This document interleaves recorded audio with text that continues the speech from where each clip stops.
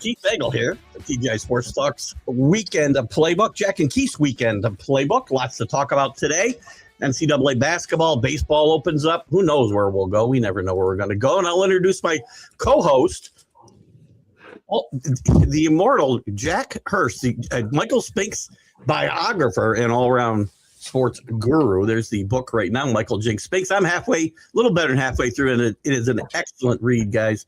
An easy read, and I don't mean that in a derogatory way. There's hard reads and easy reads, and this is an easy read. Jack did a great job with this book.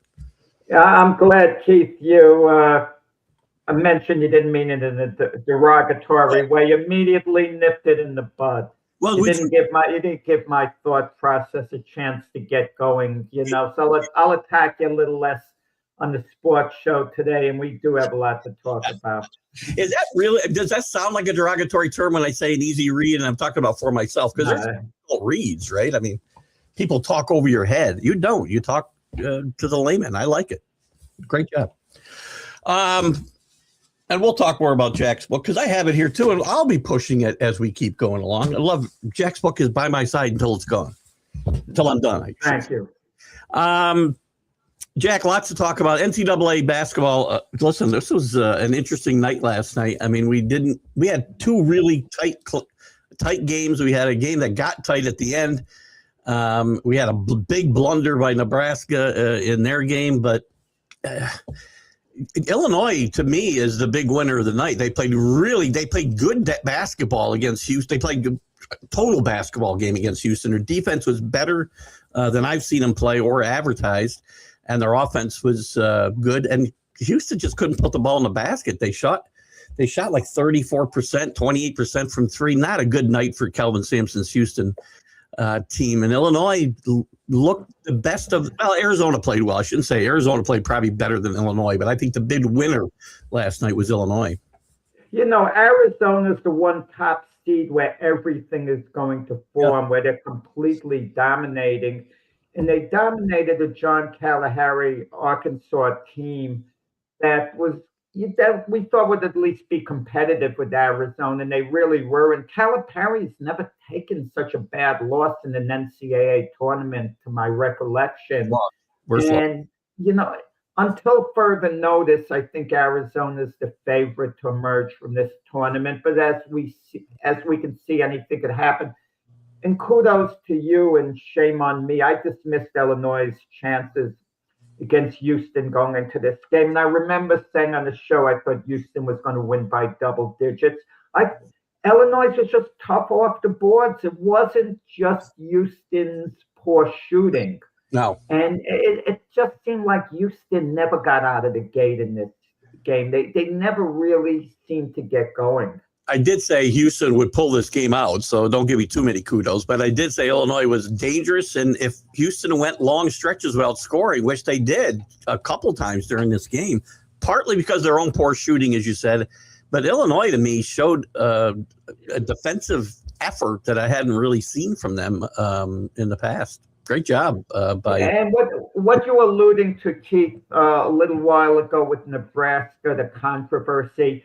That's towards the end of the game when they only had 4 men on the court at one point. Now, I'm not sure what the rule is. I was under the impression the referee had to tell them that 5 have to be in. That's the impression that I was under.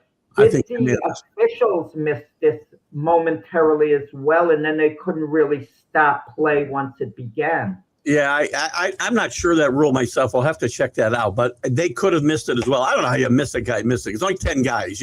In football, there's somebody always counting, right? And when field goals and whatever, you always see guys counting how many guys are on the field. So you don't have, especially in big games. If everyone fouls out of the game and you only have 4, you play with 4.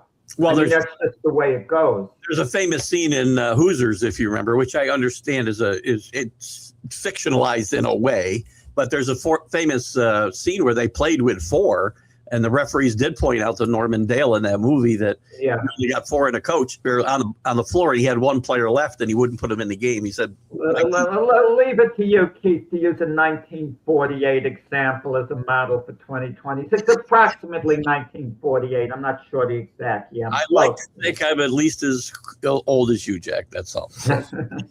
It's a great example. I wasn't at that game. But listen, this wasn't inconsequential. There's only 58 seconds left in the game. It's a 1-possession game, and they give up an easy dunk because they got 4 guys on the court, and this is not going to go away, soon. People are going to talk about it. And I wonder whether the players on Nebraska who were on the court were aware there were only 4 of them. They must have been. Oh, somebody must have been.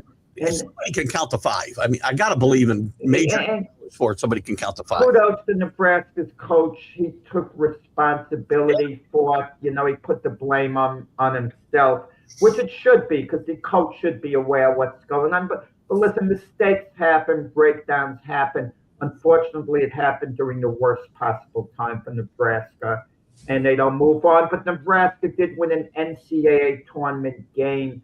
So as disappointing as this loss was, at least they take something out of the tournament. There was a story on ESPN, Keith. I didn't get to read it yet.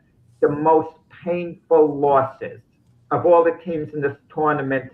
That's an interesting question. Who does it pain the most? And not Nebraska, because they did do something they hadn't done before. They won a tournament game. But you look at some of the teams, like Houston. This had to be a brutal loss for them the way it went. In the moment, I think all losses are brutal, right? But I think when Nebraska reflects, and as you said, they didn't just win an NCAA game; they got to the Sweet 16 for the first time ever, and they're a football school. 2 football schools facing off in this game last night, which was kind of interesting, and it was a fun back and forth game. It was a really good game. They didn't shoot the ball terribly well in this game either, but. I like back and forth games and close games at this point, obviously. And Nebraska just comes up a little short. I think they'll reflect on this season as historic, obviously. How can it not be anything but? And what I mentioned the other day with Indiana, you look at some of these universities whose claim to fame in sports has been their football team, and have certain basketball programs caught up to the football program in the university, like Nebraska, for example. Could we say at this moment basketball really would be as popular in Nebraska? The Cornhuskers basketball team is opposed to the football team. We said that with the Indiana Hoosiers.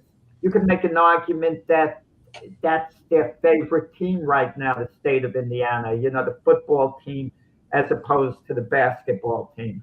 Yeah, I guess if you probably woke somebody up who'd been in coma for the last 40 years or something, and you said Indiana is a national football champion, and Nebraska and Iowa are playing for a chance to get into the Final Four, or somebody would say you're nuts, right? Because it's backwards. That whole thing is backwards. So, but it's fun. It's fun to see, and that's what the tournament's about.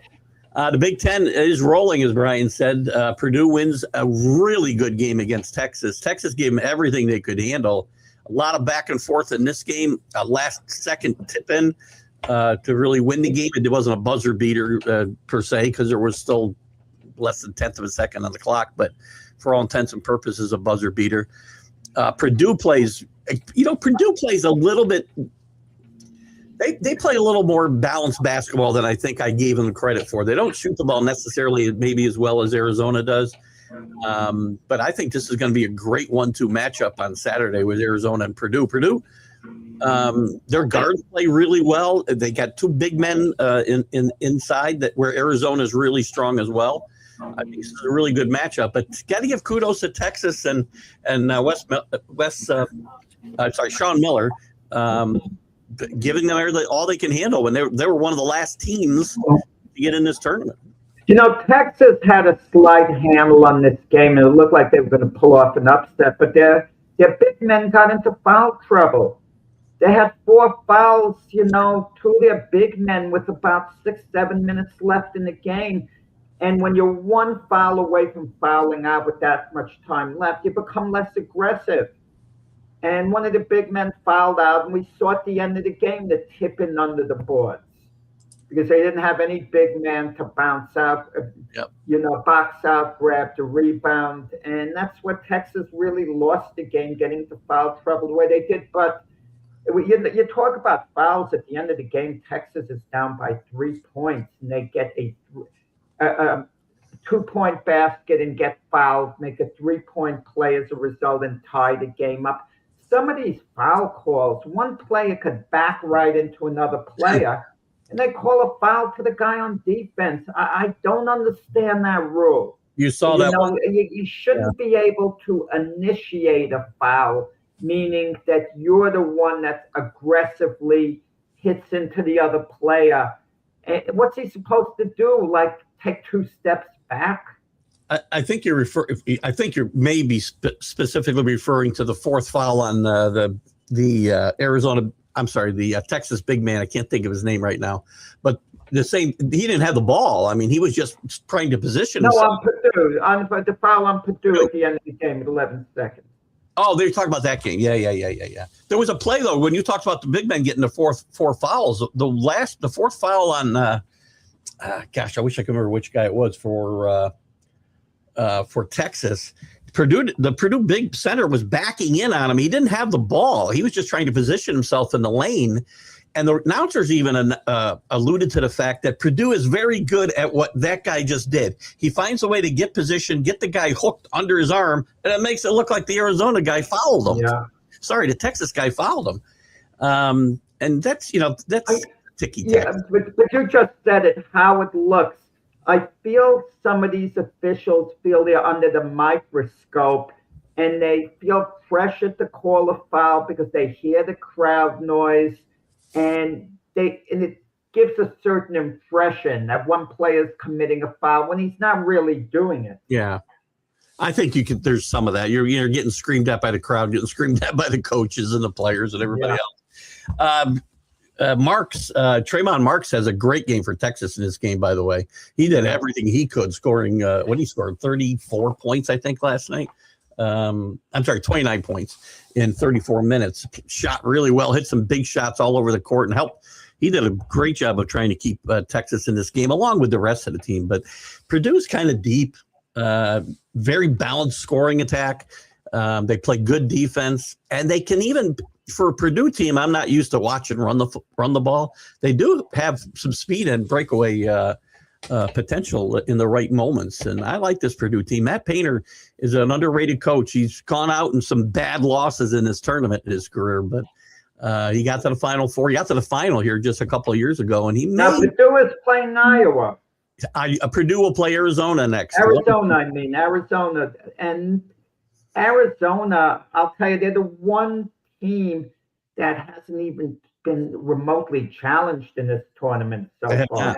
They have not. This will be an interesting game. Right now, it's kind of a toss-up for me. I like Arizona to get to the Final Four, so I think I'll be picking them to win this game. But I think it's going to be a much closer, obviously, than any other games that Arizona's played. They shot 64% from the field last night, and Kentucky was out of this game almost from the very beginning. Kentucky couldn't get into their flow. Calipari says during I hate these interviews while the game's going on, by the way, and we'll talk more about that in baseball in a second. But they interview him while the game's going on. He says, we may have to start calling some plays. Like, they don't even have plays. They just get Acuff going, and they kind of riff, and they couldn't get into their flow. Acuff got off to a bad start, a slow start anyway. And I feel like Arkansas never was in this game from the opening tip. Maybe the only game that was really, I guess the Houston game wasn't really close until the end either. But you had 2 great games here. And you mentioned Arizona, Purdue, but you got 3 teams in the Big Ten, as Brian kind of alluded to a second ago. In these 2 regional finals on Saturday, you got Illinois and Iowa now matching up, which is you got 1 and 2, and now you got the outliers a little bit, 9 and 3 playing each other as well.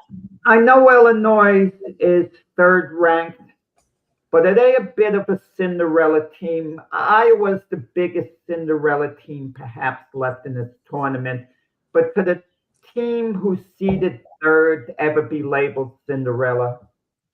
No, they shouldn't. Again, it's tough for me to say even Iowa's a Cinderella. They're not a basketball power, but they've been to Final Fours. They've had really good basketball teams through the years. You go back to, sorry, I'm going to give you a dated, not back to the 40s, but Lute Olson coached there before he went and had great success at Arizona, had really good success at Iowa, got to a Final Four.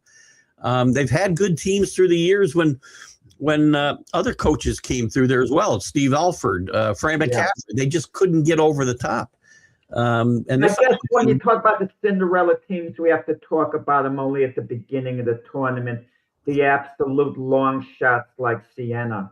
True Cinderellas that as we think about them historically, right? But again, I guess if a 9 seed is getting to the Final Four potentially in Iowa, I guess we have to consider them a Cinderella. They weren't expected to get there, but I don't like the term because it's not, in my mind, historically accurate. Arizona, by the way, when we were talking about their game last night, they had 6 guys with 14 or more points. Another very balanced. Yeah, I like the way they approach this team, and Tommy Lloyd's a really good coach too. His name's going to get. A lot of these guys are up for jobs. There's going to be some jobs open. We'll talk about in a second. You know what? When you're dominating the game the way Arizona did yesterday against Arkansas, it's a lot easier to be a well-balanced team that the ball gets distributed equally. But as you advance into the tournament, 1 or 2 players, have to step up. That's a very, very fair point. Tonight's games. Tonight's loaded with great matchups too, great coaching matchups. As we talked about Monday and I talked about on the college sports huddle the other night. Let me get to the scoreboard here. So one of the first matchups we have tonight, I think it's the early matchup too. St. John's and Duke. Patino again. You got the grizzled veteran, the Hall of Famer in Patino against the rising star in John Shire. There's just a great storyline in my mind. Well, John Shire should be established there by now. He's been there a couple of years. So. 4 years though. I mean, here's a guy, and I'm reading it yesterday. I think it was in The Athletic. You were talking about something you read on ESPN, and I check out the articles in both of these. And sometimes I think they write just right. So there was an article about who needs to win these games. You talked about somebody who would be the worst, hardest loss. They talked about what coach needed to win the game the most. And John Shire was ranked up there high. He's already been to a Final Four. I think no. I understand where they're coming from. If I had to say one or the other, John Shire, it's a little more important than he wins this game than Rick Pitino wins it for St. John's, because we always talk about how the fan base looks at a team following a loss. St. John's had a darn pep rally for going to the Sweet 16. I don't think they had any pep rally at Duke. Big deal. They're going to the top 16. Who gives a darn if you're Duke and you get eliminated? If St. John's loses tonight, it would have been a good season no matter what. And guess what? If it hasn't been done, St. John's is begging Pitino to sign an extension. I mean, we've heard from Pitino before that this is his last stop. We heard it at all the different places he was. We heard it at, Iona. We heard it here. We heard it there. But, at age 73, St. John's really probably is his last stop, even though you never know.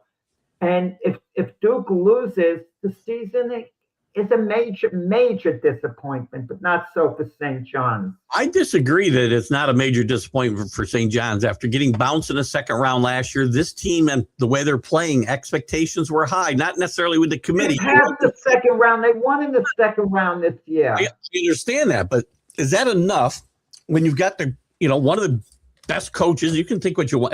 Anybody can think what they want of Rick Pitino personally or whatever. He's a great coach. Caleb Foster is a key to tonight's game. He's going to be a game time decision. I always kind of wonder what they mean about these game time decisions, because it could mean a couple of things. One, it could mean he's not likely to play, but the medical staff is doing everything they can to get him ready to play because they badly need him. True, he might be a lot better than let on, but they make it, it's a game time decision, knowing he's going to play all along, but they're keeping it kind of, low key in that regard. And 3, it might really be a game time decision, but it's hard to believe they're not going to decide whether he's going to play till warm-ups, on the court right before, and then they're going to ask him. And most players who are competitors, even if they're not well, they're going to want to find a way to get out there. There is an advantage to keeping the other team off balance, not knowing whether he's going to play or not. Exactly. Game plan for him. But to me, and again, Caleb Foster is a key to this game. If he doesn't play, I don't know that Duke can handle this full court pressure that they'll see a lot of this game that Pitino likes to play. But if he plays at 60%, is it going to be any better than him not playing at all? He'll play point guard. He'll run the offense. Just being out there. He'll slow the tempo down when needed. He'll give him a certain stability. Yeah.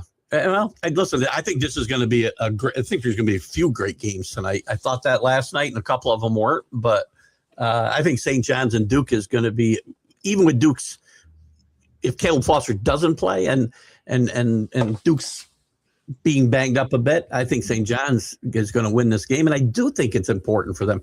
Pitino wants to win here, and he's 73 years old. Yeah. He said this. He's not on, he's probably on a lifetime contract, because I don't think my point is, which program needs to gain just a little more? And I think it's slightly more important for Duke than St. John's. Like I said a moment ago, because St. John's is kind of playing with house money right now. They fulfilled a goal of at least getting to the Sweet 16. Like I said, they had a pep rally. Yeah. I mean, if St. John's was the defending NCAA champions, I don't think they have a pep rally and they're all giddy about, getting to the Sweet 16. It's all over the newscasts in New York. Oh, first time since 1999. St. John's has gone to the Sweet 16. Like, it's already a celebration. Yeah, well. Keith, it's like you as a Yankee fan. When the Yankees clinch a playoff berth and they're pouring champagne over one another's head. I mean, you don't get excited about that, but in St. John's, they are. Listen, I don't disagree with that premise at all. I do think it's important for St. John's, though, because of the expectations that Rick Pitino brings. They expect to be back in the Final Four at some point in his career. This is the best team he's had so far, and he's not going to get that many more chances. And again, these teams turn over. They got like a 85% turnover on St. John's for the players that were there last year. So I think it's important to both these teams. And I think St. John's wins this game, by the way, as far as predictions go. Your thoughts on the game itself? I was picking St. John's all along. I hate to make a switch. I'm going to go with Duke. I'm going to do it. Not only because Foster, I think, is actually going to play and probably be at least semi-effective. I think the emotional part of things, with Duke, I don't want to say having a little letdown, but they're happy with the way things are going. I don't think St. John's is happy with the way things are going. I don't think Duke has any emotions the way things are going. I think they're looking at the big picture and what they have to do. And I know I mentioned red flags with Duke before, but I just don't like that Kansas game, the way St. John's blew the 14-point lead. They were lucky to win that game at the end. We could say that about Illinois. They were holding on. St. John's was holding on at the end. They really were. And at the end, they found a way to get it done. So they couldn't find a way. They couldn't even grab a rebound at the end of the game.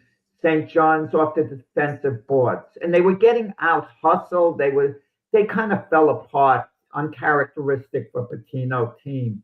Still came out with a W. So let's, I got. Yeah, well, they had a cushion and got the last basket. I want to revisit the St. John's legacy, if you will, too, and why it's bigger for Duke because of their histories, right? But St. John's is a pretty without the championships, right? But they're a storied basketball program here in the East, right? Haven't been for decades, obviously, as we've talked about. But I talked about the other night, Louis Carnesecca, one of the most revered coaches in basketball.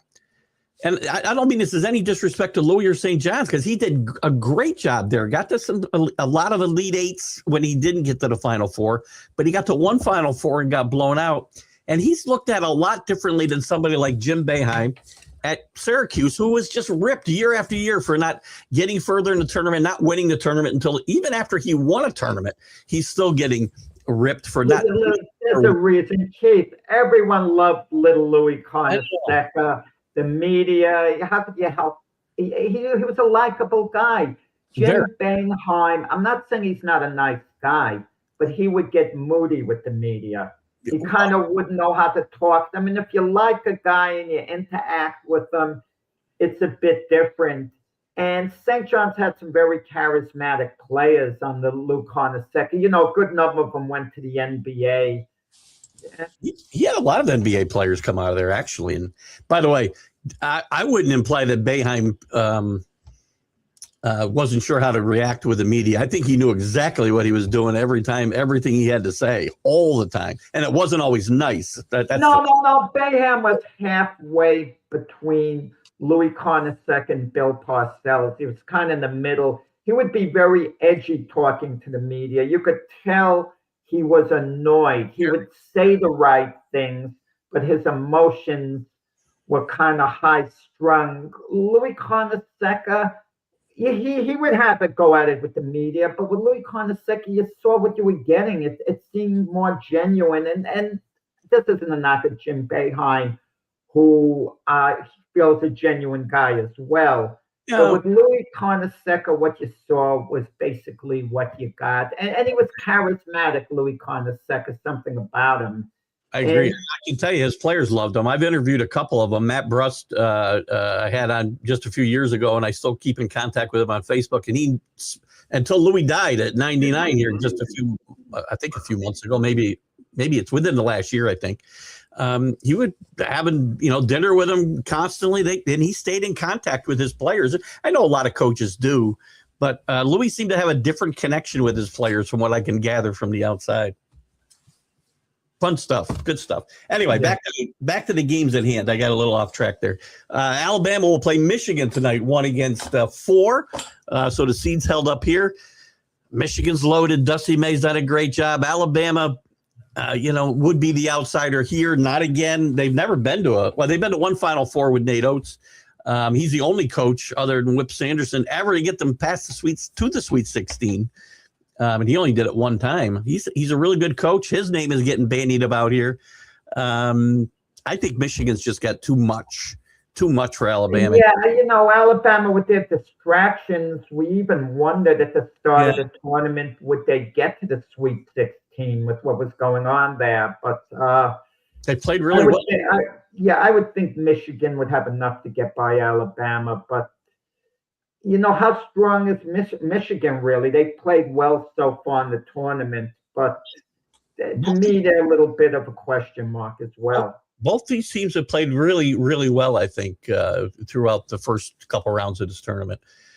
Michigan State, another great coaching matchup in Tom Izzo and Hurley, two guys who have won national championships. This is Izzo's trying to get to his 9th Final Four.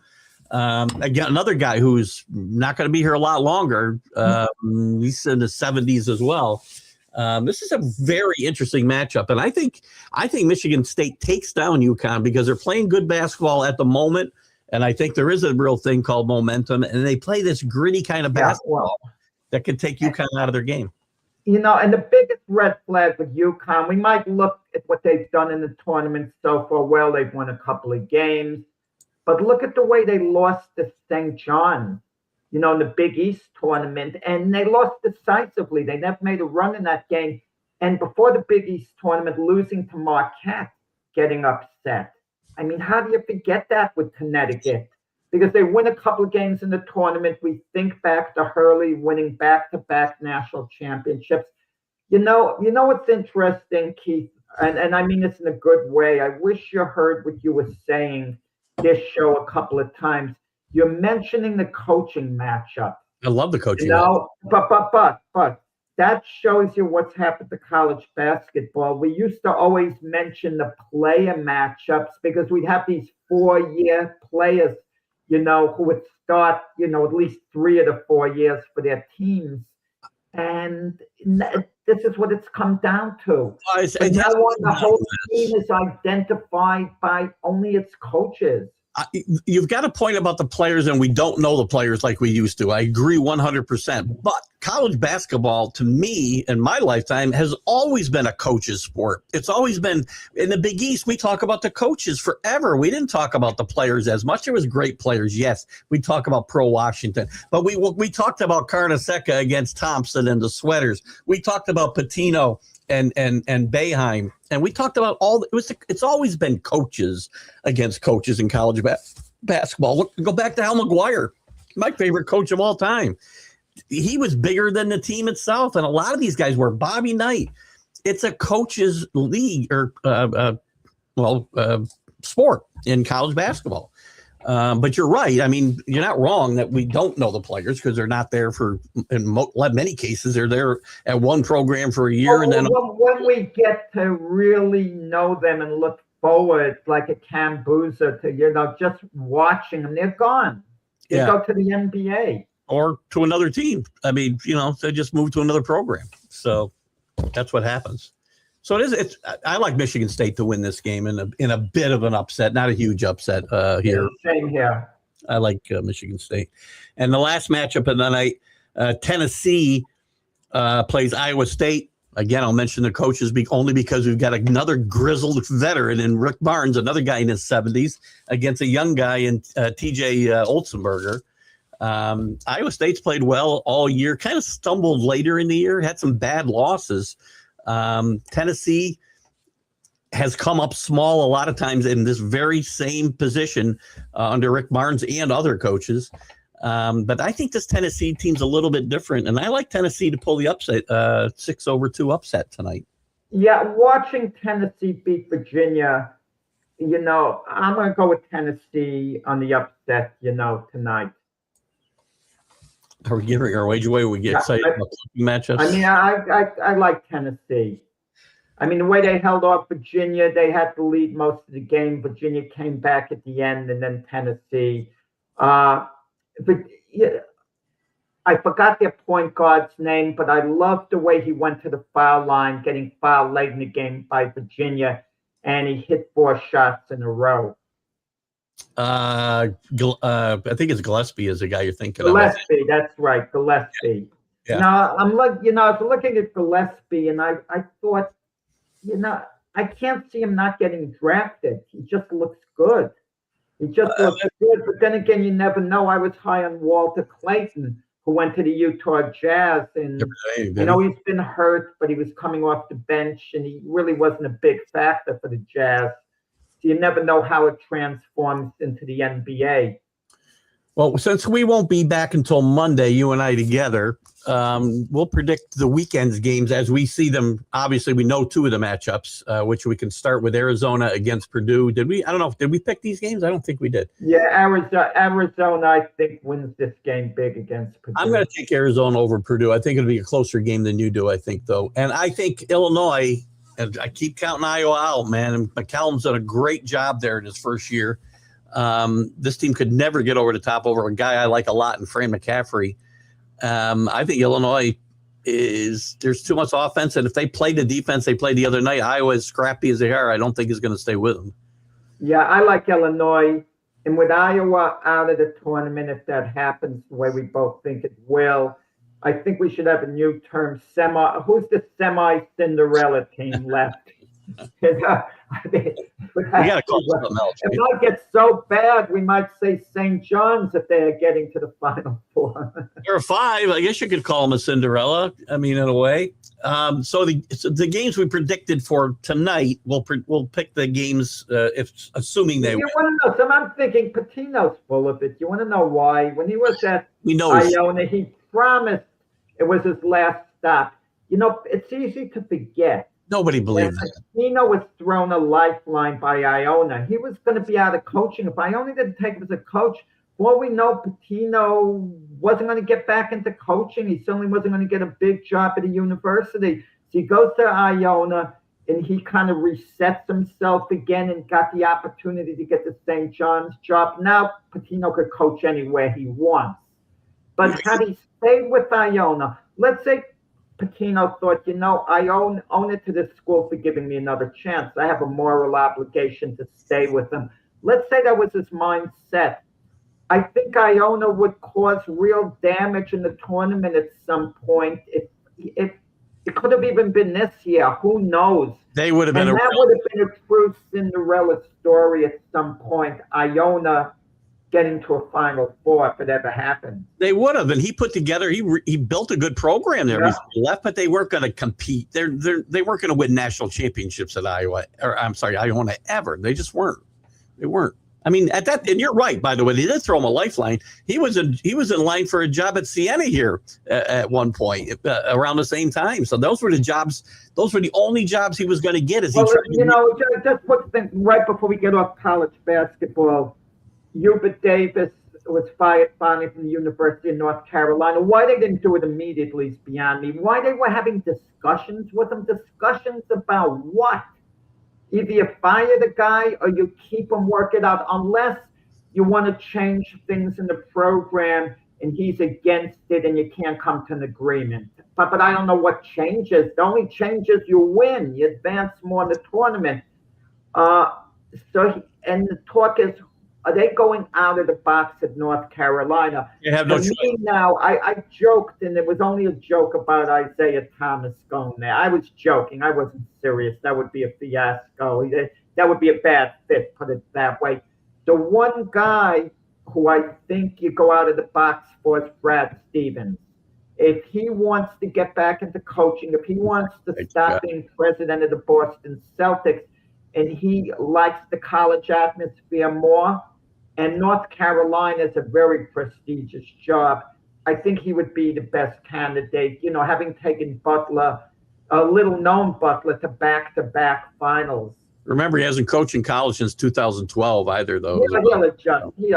Guys like him adjust very a lot different than it was in 2012. I think you're right. I think Brad Stevens would be the one guy that I'd want there, and whoever it is, I don't know how you're going to do this. He's got to commit and want to be a lifer, because they don't go outside the program. They haven't gone outside the program since 1958 when they hired Dean Smith when he was from assistant at Kansas.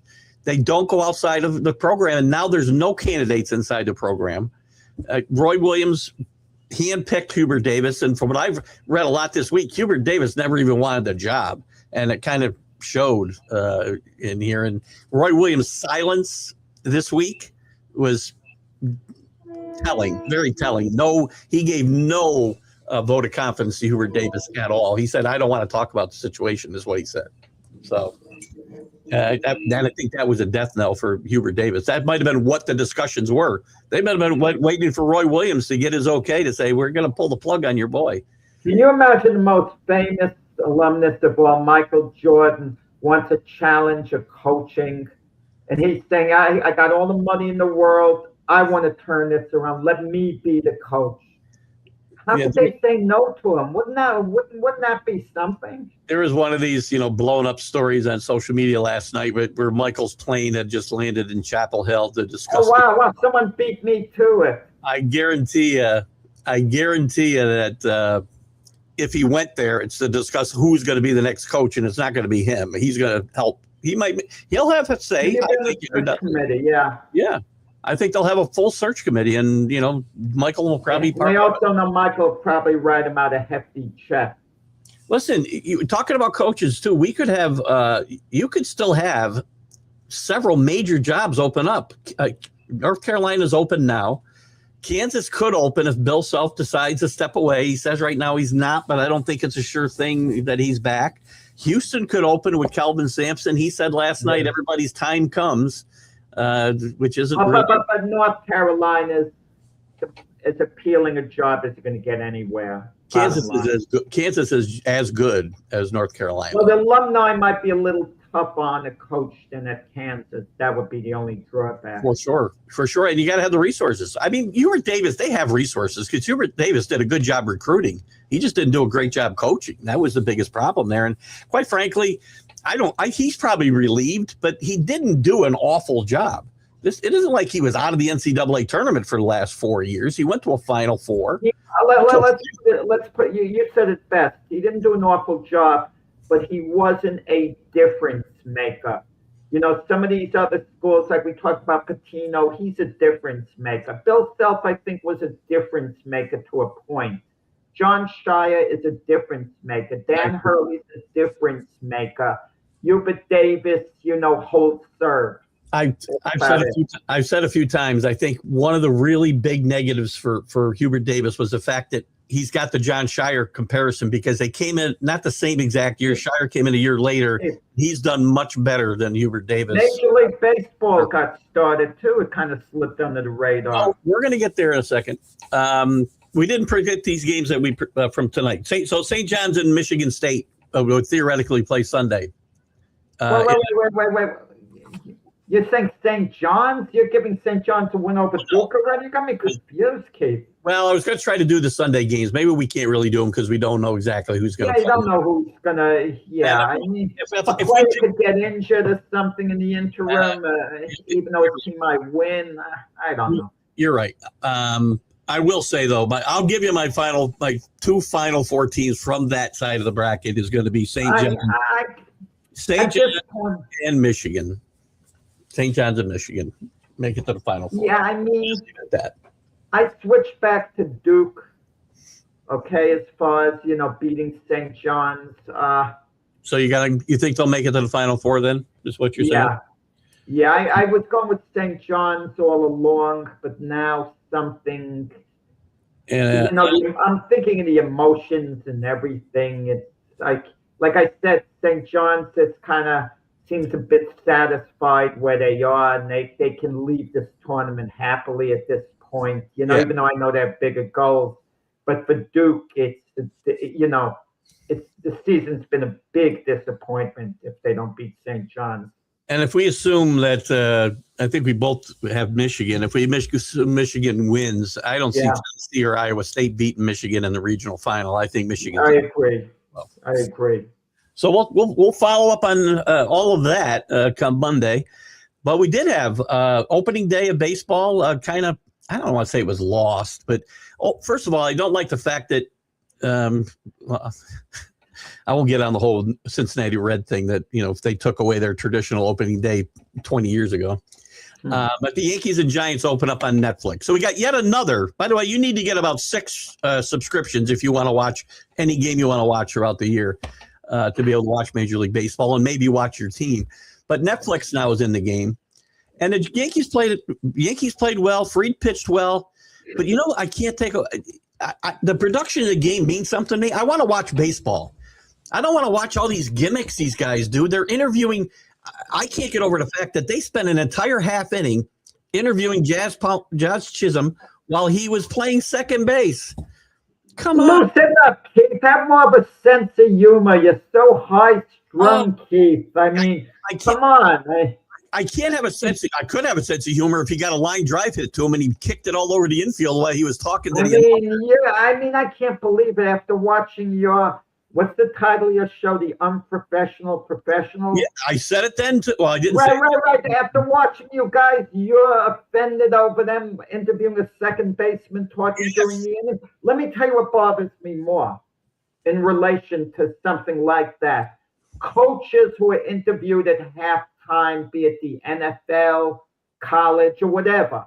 They want to get into the locker room, especially the NFL, to be with their team, and they have to stop and answer these questions. And you know what's revealing about how much they hate doing it? As soon as the interview is done with them, they're actually literally running to the locker room to get there. And contractually, I guess they have to do it. They're not voluntarily doing it. No, you don't see any of them enjoying it. How about Calipari was interviewed during the game last night while they were playing? Come on. I mean, you think he wants to do that? I could understand a baseball manager between pitches. Sometimes things a little slow, even though I'm not crazy about it. But in basketball, where the pace is so quick, where every second counts. Just go back to baseball and Jazz Chisholm playing in the game. So now here's what's happening. Listen to me for a second. Now the broadcast team has inserted themselves into the game. That's not what they're there for. They're there to tell me what's going on during the game, not insert themselves and talk to Jazz Chisholm during the entire bottom of the fifth inning or whatever it was. The Yankees were up by a lot. This isn't the All-Star game where you want to have those gimmicks, have them. But this is baloney, and I think the rest of the production was half-assed too as well. The center field. I don't know which player they pick out. I don't know which player they pick out, but I can guarantee you this: Chaz Chisholm loved it. Loved being in the limelight. I don't care. The only possible drawback. Well, I'm going to agree with you, and I wouldn't like it if it happened. If it affected the play on the field, if there was a hard ground ball hit to the left or right, a Chaz Chisholm, and he was too slow to react to get it because he was talking to the people in the booth, then okay, I could have an issue with that. But he was having a good time. The part they asked him, what stadiums do you like your favorite stadiums to hit in? And he mentioned Atlanta. He says, oh, because I get a lot of hits there. You know, it's good stuff. It's not good stuff. Well, I'm trying to watch a baseball game. No. You want to interview him? Baseball games are boring to watch on TV. Oh my You've God. got to fill in the gaps, Keith. No. You can't be that traditional. Ball one, strike one, ball two, strike two. Oh, he's holding the guy on in first base. The outfield's playing a little shallow for this hitter. You need more than that. When did you become? You need to talk about your trip like Phil Rizzuto. You love Phil Rizzuto, right? I did love Phil Rizzuto. He was talking about the lasagna he was eating the night before. It's fine. He had a big bowl of spaghetti. I had That's white. why people loved them. He was talking about the marinara sauce on it. I had White and Messer to tell me what was going on during the game. When did you become Gen Z? Wasn't charismatic. He kind of could be. But I knew what was going on in a baseball game. On that entertainment. But I knew what was going on in a baseball game. I want to watch baseball. You know what I like about baseball is that it takes on its own pace, that it isn't rushed. It isn't, it's not TV, Keith, when you're at a baseball game, and I hate to admit this, unless it's a World Series game, a big playoff game or whatever, and I'm in the ballpark, my mind is only about 50% on the game. The rest is atmosphere. You're taking it in. You're talking to the person you're with. Yeah. You're not so attuned. I hate to say this, okay? TV's a little different. You need something to keep you entertained because you're not actually at the ballpark. It tells me that they need to, they're trying to appeal to a generation that has the attention span of a gnat. That's what they're trying to do. That's trying to appeal to young people. Sports has become a young people, entertainment industry. It's not like the grizzled veterans like yourself, Keith. We got the money. Going to every little thing. They ought to be appealing to you and Football, it depends on the sport, too. Football's different. We're intensely into the sport, the plays, and so on. But baseball is so much slower pace. Doesn't need these gimmicks, though. It doesn't need that. Well, the basketball itself is the biggest gimmick. It could be the NCAA tournament or the NBA. A slam dunk. The players are going crazy on the teams. Never mind that the other team takes the ball down the court quickly and scores. They're still thinking of how the ball was dunked. They're thinking someone made a statement or whatever. Because it's entertainment. They're slowly just killing this game. They are. That's why I like baseball on the radio. I like baseball on the radio. I don't get all this crap, except John Sterling ruined it for me. I'll just say, I'm not going to get into John Sterling. He was the worst talk show host I ever heard by far. By far. He was terrible. He was rude. But he was the best baseball radio analyst I ever heard. Play-by-play guy. The best. I love listening to John Sterling do the Yankee games on the radio. When I had to listen to the radio, I prefer watching TV.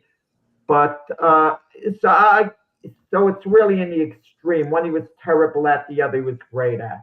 I grew up with baseball on the radio, because we didn't have cable TV where, I would get like 10 Yankee games a year when I was a kid. So I listened to a lot of games on the radio, and I still like games on the radio with good announcers. And I don't think John Sterling would. Well, Kate, the Yankee game was on the radio the other day. Have the TV on and put your radio on. It doesn't sync up right. Come on, you have that option of doing that. I've tried it. You know what John Sterling would say when he was a talk show host, and he was really, to me, he was the butt kisser, I thought, when he was a talk show host.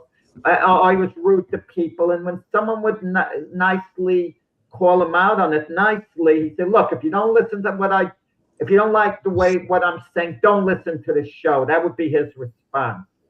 No, Chris. And that's how he gets. Yeah. No, we don't need cheerleaders, Chris. And Ernie Harwell was a great one. Don't compare guys like John Sterling to guys like Ernie Harwell. Harwell was great. How much of Ernie Harwell have you heard? Come on.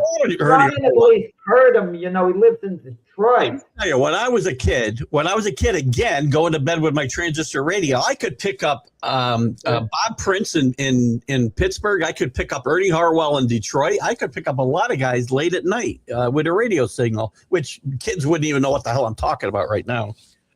But yeah, the best baseball announcer, if I had to name one of all time, and all those guys are great. So in a way, I hate naming one, but Vince Scully, I think he would be the consensus choice.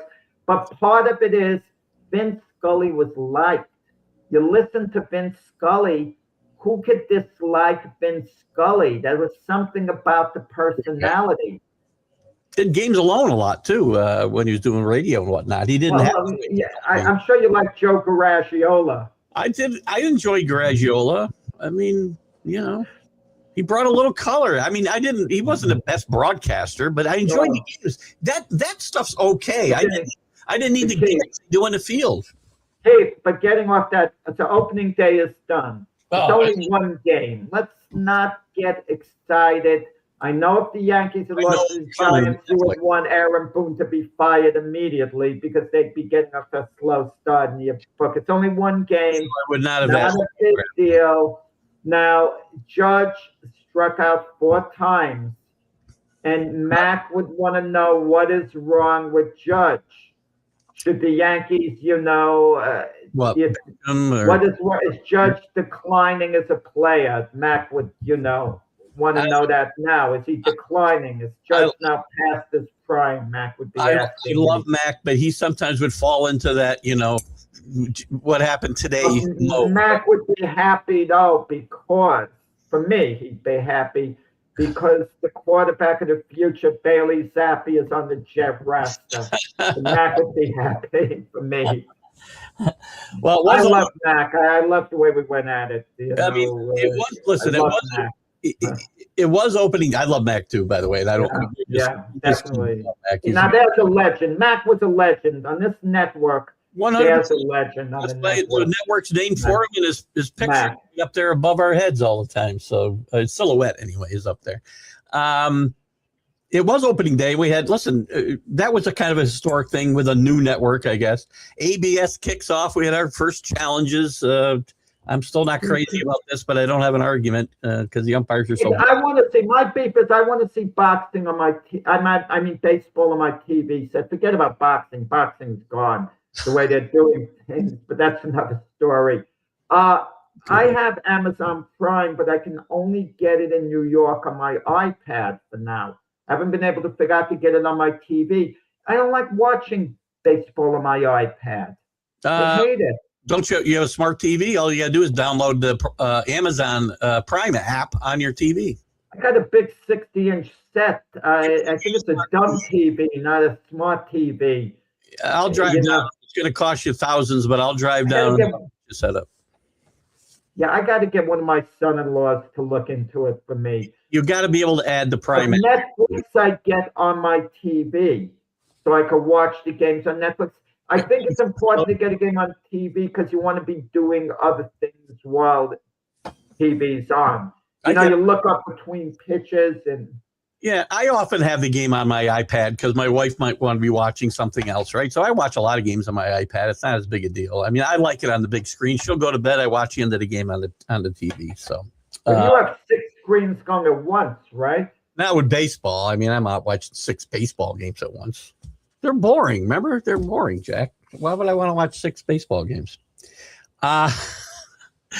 There was some interesting. Mets were off to a good start. Again, it's one game, but at least they win on opening day, which is a good thing. Score 11 runs, and they knocked Paul Skeens out of the game yesterday. So, what do you think of your Paul Skeens? The guy I think is, along with Scooble, the best pitchers in baseball. You know, it's a toss-up who you want to say is better, and it happens. As great a pitcher as someone is, they have these days once in a while, and it just so happened with Skeens, and it might happen again a second or third time.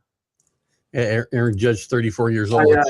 Aaron Judge is fine. He's going to have a great year. Rick's telling you just adjust the rabbit ears on your TV. You might get the Yankee game. An interesting development yesterday that I didn't even know this was a record. Tyler McNeil didn't hit a home run yesterday, and that's significant because he'd hit home runs in 6 consecutive opening days for his teams that he's played on the last 6 years. That's kind of an interesting little record. That's something Mac would have found to come up with. I just caught this morning. Not that it's any significance, but I thought it was interesting to hit six years in a row. You dig these records up, and I'm going to count to Justin Fields if he starts the season as the starting quarterback game 1 for the Kansas City Chiefs, because we don't know whether Mahomes is going to be back from an injury. Justin Fields would have set an NFL record his first 4 years.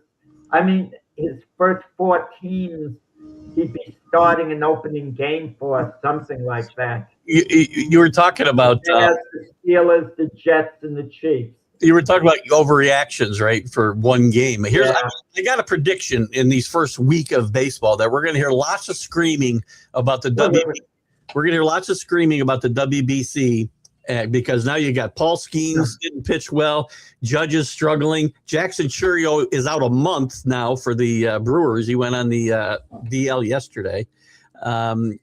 There's nothing to this. They would have played in spring training anyway.